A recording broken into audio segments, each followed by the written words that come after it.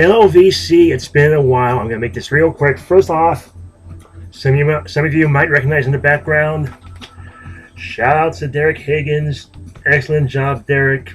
I think it's like the third album of yours I bought in the past year. It's quite excellent. This has been like my favorite of everything so far. Not that I didn't like Nice or Sonospheres too, but excellent stuff, my friend. Second of all, real quick, some of you might know I have some turntable videos on here that I take back, mostly back in fact, I took them all back in 2009. And when I tried to do a return video to the VC a couple of weeks ago, I found out that one of them got slammed for copyright by Japan's equivalent of the RIAA, which is weird because the same video had been given a thumbs up by the record company not long after I had uploaded it. So that's like one hand not talking to the other. So as a consequence, I just have to mention that for the next 6 months, thank you YouTube, I have to keep the videos under 15 minutes. So we'll see how I work around that. I should mention that I'm going to be starting the collection video over because I finally reorganized all of the albums. So I'll be doing them in alphabetical order when I have the time and everything, and they'll all be under 15 minutes thanks to the little YouTube slam. Anyway, partly because of Dereck and partly because of some other tapes I've been listening to from people like the Holodeck label and the Obsolete Future label, I started doing some electronic music of my own on top of my plan to do an alternative rock project of my own. And on top of that, I'm remastering a couple of techno recordings I did over a decade ago, and I think it was going to be this Tuesday, but I'm going to wait till April 1st to reissue that first EP. And then after that, there's going to be a second CD of a couple of singles I recorded and kind of released kind of for free at the time, but I still have the masters, and I'm going to remaster those, and that's going to be another CD along with a couple of unreleased things. And then the last thing is going to be probably by early June. I'm going to have this new project I'm working on called Moog Otaku Club, and I'll put a link to the project's Facebook page. And that's about it. My next video, I'll mention when everything's going to be ready to pre-order and download stuff. I may not have anything physical yet because of various low factors. Maybe if I get enough interest in physical copy, probably CD instead of vinyl. I'm sorry, but and I'll start taking pre-orders. If I can get like a small amount of pre-orders, I can do a small run of CDs. Anyway, what is leading me to do electronic music projects in the first place? Besides some of the stuff from Holodeck label and Obsolete Future label, well, a matter of using some CDs here. A matter of getting into a little group called Tangerine Dream, who this is actually the I have two multiple CD collections of theirs from Virgin. I've had these for a long while, for about almost a year now. Because initially I had this first one digitally, and this is all their Virgin studio and live albums. I don't think there's any soundtracks on here. No, they'd be separate labels and stuff.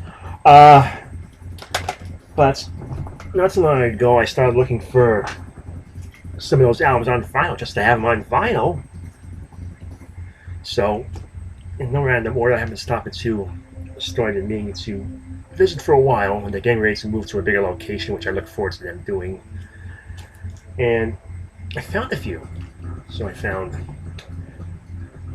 Tangram. I almost said Tanagram. This is from what year? Oh, 1980, and this is when some Virgin releases were being reissued by an independent company called Gem, which a few years after this went out of business. So either because of that or because of licensing issues, you're going to find copies of like those song marks or whatever, but that's an original U.S. pressing of Tanagram. Sorry. Another Tangerine Dream I found at this place, also a Virgin International / Gem pressing, their second version album, Rubicon. I like this a lot. Very nice. Very sweet gatefold.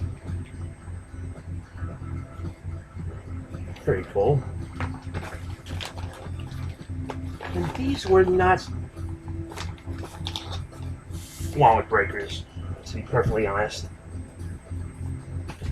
And they weren't Stellar specials either. Very reasonably priced.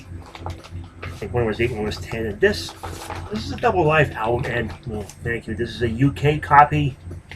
Again, an actual Virgin label instead of a Virgin International label, which looks a little cheesy. Encore, which is one of the many live albums. It's not like just they're replaying their studio stuff. They were like improvising on the spot here, or having set pieces that they improv on. Great stuff, and I'm not sure if this is a repress or an original, but Virgin, Righteous Little Virgin label. I think that is an original, judging from the era.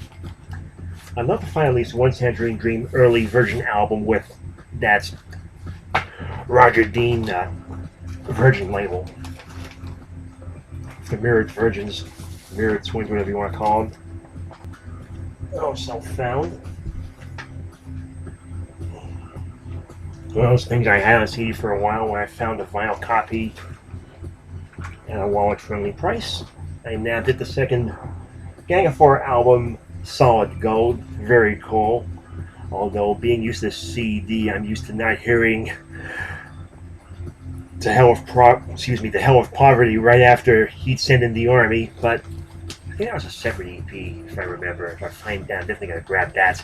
I definitely want a copy of Entertainment on vinyl. I have the disc somewhere, but I don't have the disc here. I just have the digital copy on my iPod. And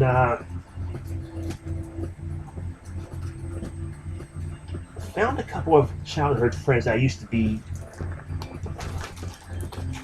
doing some less serious digging, just like poking around. Because this is stuff I used to hear on 8-track back when I was like yay high, 6-7 years old. And of course, 8-tracks, worst format ever compared to albums, cassettes, reel-to-reel, CD, MP3, whatever. A couple of these things I did have CD versions of, but finding them on vinyl and having some turntable food from way back when, always going to have the best of the Guess Who. I used to hear this 8-track around the house a lot back in the early 70s. I think most of my favorites are on side A of this album, except for one on side B, Bus Ride, I always like. Very cool, but this is like a repress from like late 70s, early 80s. It's got that Best Buy logo on it. It's the black dog.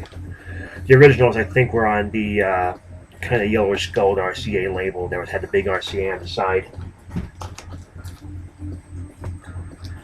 which is fine. At least that copy's newer and not noisy. Probably one, if you're gonna find a used one in a used bin, probably have a fuck ton of scratches on it. My parents had this on vinyl. Got hammered. Cover got hammered, and I saw this for $2. I thought, you know what? The condition it's in, which is excellent for $2, I wasn't going to pass it up because I remember a lot of these tunes being played around, and I always liked them. And then the greatest hits, Gary Puckett and the Union Gap. I'm sorry if that's being cheesy, but this is like I said, this is no childhood friend. And this is one that went from hearing the 8-track to me later on, a couple of decades down the line, finding the CD. Not the original CD, but the Legacy remaster. And then now, kind of come full circle. Blood, Sweat, and Tears Greatest Hits. Decided to be hitting with Greatest Hits for those digs, but that's what I was used to hearing growing up. And, what else when I have time? Oh, I got a few minutes. Got this in from Vinyl Me Please this week. This is one of the things I like Vinyl Me Please. I get stuff that I normally would not have thought to pick up or check out, and this album I fell in love with immediately. A woman named Courtney Burnett. Some of you may have heard of her. I never heard of her before I opened the package this past Tuesday.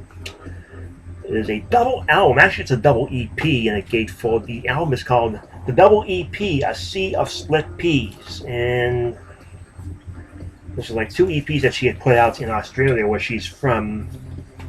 Great stuff. Comes with a download. Some very unique artwork and a cute take on that Japanese tsunami painting, but great stuff. I fell in love with like the 3rd track on this album, Avant-Gardener, almost immediately. It's so trippy. Look it up on Spotify. It's excellent stuff. Excellent. It shouldn't be too hard to find. Came across this guy. I have a tape of this on Sire, and I found this at the same time I found the Gary Puckett and the, I think I said the Blood, Sweat, and Tears one. I figured, you know what, get on vinyl, because trying to do a cassette is a pain in the ass. Vinyl would sound better for a rip. Found Blanc Mange's Mange Tout album. I probably butchered the mispronunciation of the album title, but that's okay. I thought, okay, cool, Sire pressing, whatever. I went to look at this. I was looking at it. Turns out it's an English pressing on London. So, wonderful. Should show the label. I don't know, because they did a little matching and on the catalog number on Rate Your Music, and then I looked on the spine, and the spine said London Records. So yes, it's a UK pressing. I think London was kind of dormant in America until right before they reactivated the label and signed the Meat Puppets. And lastly, a few reissues that I had to nail once I found out about them. This has been out for a month, and when I saw it, I wasn't sure if I was going to get it because I already had the basic album and it's one of my favorites, but when I saw it, the physical vinyl, forget it, buy it. Bob Mould workbook, or in this case workbook 25, and apparently he must have resolved some issues with Virgin, or at least definitely with Universal, because they own Virgin now. It used to be an EMI label, because if you remember reading his autobiography, whoever was like his business manager at the time went behind his back and ended up letting his album royalties and publishing points, even though he owns his publishing, the publishing points that were supposed to go to him, then going back, turned around to Tour Support or whatever, and he was so pissed off about that after doing this album in Black Sheets of Rain that he went to that business manager's office and the accountant's office and fired everybody. Said, hand over the papers and everything, fuck you, I'm out of here. You're fired. I don't blame him. So I guess, I'm guessing because if he had not resolved those issues with Virgin and started getting money back, this repress will not even exist. Because he'd raise a fit about it on his website, I know that much. And last two, I didn't know until recently that Rhino did represses of the Black Sabbath catalog, the Ozzy era Black Sabbath anyway. I don't know if they did the deal yet, or maybe that's coming on down the line. But grabbed Paranoid, which I only ever had on tape and CD. Excellent detail right down to the gatefold. Not only the gatefold, but the Warner Brothers label at the time. You know, the only other record I saw personally with that style label on an LP, I've seen a few 45s with this, and I have if you like American stuff and Seals and Crofts, but the only album I saw that label on, that green label, was a Sesame Street record. Don't ask.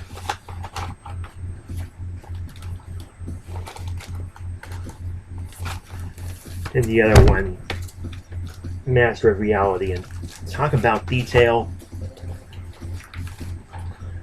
He even threw in not only the same label as the Paranoid album, but the poster, which I'm not going to unfold. I'll keep that shit intact.